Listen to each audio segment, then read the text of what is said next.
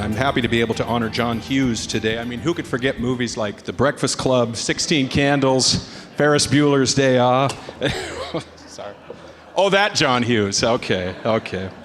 No, I mentioned movies because I'm not sure John remembers this, but certainly my first experience with him was my campaign in 1994 was a 5-way primary. And one of the opponents had some folks put some accusations in basically the last edition of the newspaper, so there was no chance for me to respond with the truth. And John quoted to me from the movie Animal House. I don't know if you remember that, and I'm going to have to paraphrase, but he said, "You screwed up, you trusted us." But actually, if you know how that dialogue goes on, they said maybe we could help us. And actually, over the years, I think I got a lot of support from the Daily World and the family there. As a matter of fact, by the time the general election rolled around, I think the headline read, "Hatfield may be the real McCoy." So, and we got a glowing endorsement.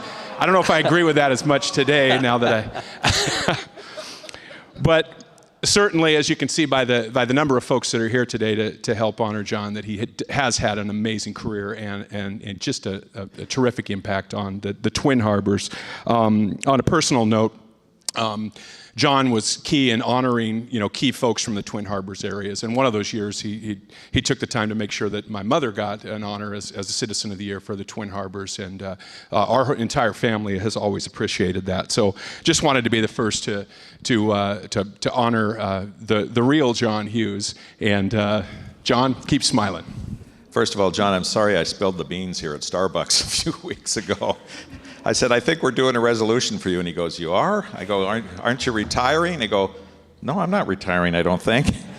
Anyway, so this is for 50 years of serving our community. But, John started as a paper boy and worked up to publisher, and then, of course, has gone on to not only be an author, but work for the Secretary of State. It reminds me a little bit of Sid Snyder, who started as an elevator operator and then worked up to be senator. John could have left the harbor and been, I'm sure, way more famous.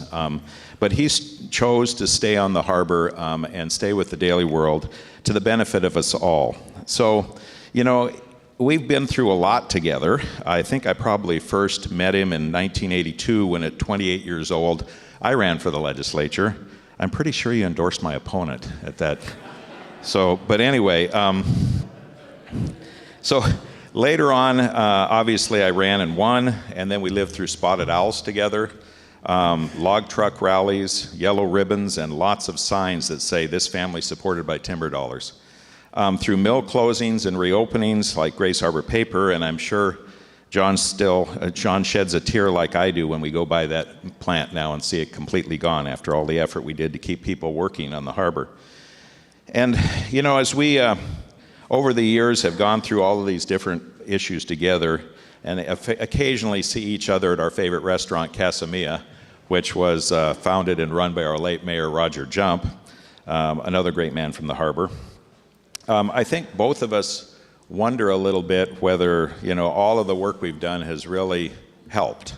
I know the Daily World's down to 3 days a week, and we still have the highest unemployment, probably, or one of the highest unemployments in the state. But it wasn't for the lack of effort to take and try to make our communities better.